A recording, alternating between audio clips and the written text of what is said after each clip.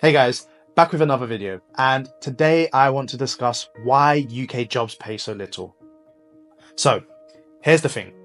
You work a full-time job, maybe you even put in extra hours, but at the end of the month, after rent, bills, and food, there's barely anything left. You try to save, and there's just nothing to put aside. You think about moving somewhere cheaper, but even this seems impossible. Sound familiar? Because I'm sure to most of you it does, and you're not alone on this. Wages in the UK are falling behind, and for many people, just covering the basics feels like a struggle. Compared to other developed countries, UK salaries are surprisingly low compared to the cost of living. But why? Why do jobs in the UK pay so little compared to the rest of the world? And more importantly, what can actually be done about this? So let's get started with a simple fact. Wages in the UK have barely grown in the last decade. In fact, when you adjust for inflation, many people are actually earning less than they did 10 years ago.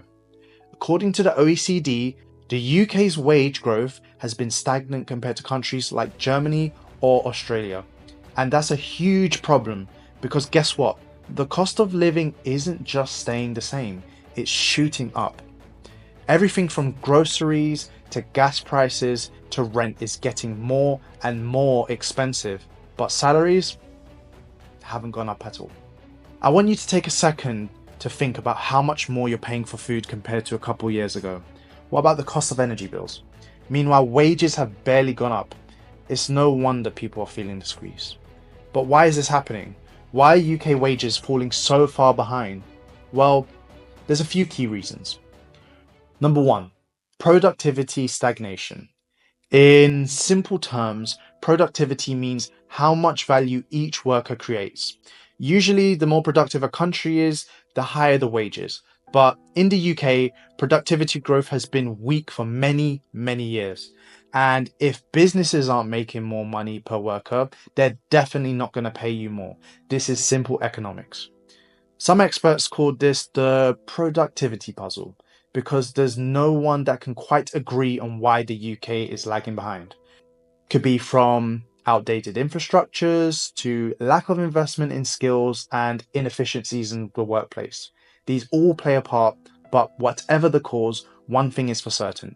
Without productivity growth, wage growth is unlikely. It also doesn't help that the UK has lower level of investments in technology and innovations compared to countries like Germany or Japan. Businesses that don't invest in modern technologies struggle to increase input, which in turn holds wages down. Number two, weak worker rights and unions. Compared to places like France or Germany, UK workers have weaker union representation. Unions help push for better pay, but here in the UK, their influence has declined a lot over the years. Less bargaining power means lower wages. It's as simple as that. In Germany, for example, powerful unions ensure that workers get a fairer share of company profits, while in the UK, union membership has fallen significantly since the 1980s, leaving many employees without strong representation. And it's not just unions. Workers in the UK have fewer legal protections compared to other European countries. Many employees are on short-term or zero-hour contracts, which means unstable work and little negotiating power. Number three, high reliance on low-paid sectors. The UK is heavily reliant on sectors like retail, hospitality, and care work industries that typically pay low wages. Countries like Switzerland or the US, on the other hand, have many more high-paying industries like tech and finance, for example. And even within tech and finance, UK salaries are often lower than in the US. A software engineer in London might take around 60,000 while someone in the same job in San Francisco could be paid double that.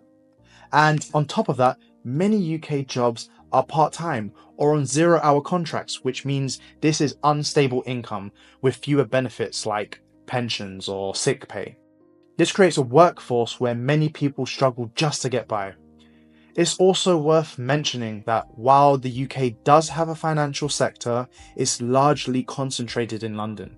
This means outside of the capital, high-paying job opportunities are much, much harder to find. Number four, government policies and minimum wage. So here's something to think about. Minimum wage in the UK is actually one of the highest in Europe. Well, this sounds brilliant, right? But that doesn't mean much when the cost of living is skyrocketing. Yeah, earning £12.21 per hour might sound okay until you realize rent in London can easily take up half of your paycheck for a room the size of a coffin. And while raising the minimum wage might seem like the solution, it's not always that simple. Businesses often pass on the extra costs to consumer, meaning prices go up and workers don't necessarily feel better off. It's a really tricky cycle to get us out of. Taxes also play a role in this. In the UK, income tax and national insurance take a decent chunk out of workers' paychecks. Compared that to countries like the US, for example, where tax rates are often lower, meaning people take home more of their earnings. Number 5, Brexit and economic uncertainty. We can't just ignore Brexit. Since leaving the EU, the UK has seen slower economic growth, less investment, and more instability. This has affected jobs and wages. Some companies have even moved operations to other countries, which means fewer high-paying jobs in the UK. So, what do you think? Do you feel like your paycheck reflects the work you put in, or do you think UK jobs just don't pay enough anymore? And more importantly, what can be done about it? Does the government need to step in? Should companies just pay more, or is there something else that can be done? One thing's certain. If wages don't start rising in line with living costs, more and more people will struggle to get by, and that is far, far from a sustainable future. Let me know about your struggles in the comments below. And if you found this video interesting, don't forget to like, subscribe, and share the video out with your friends. Until next time, see ya.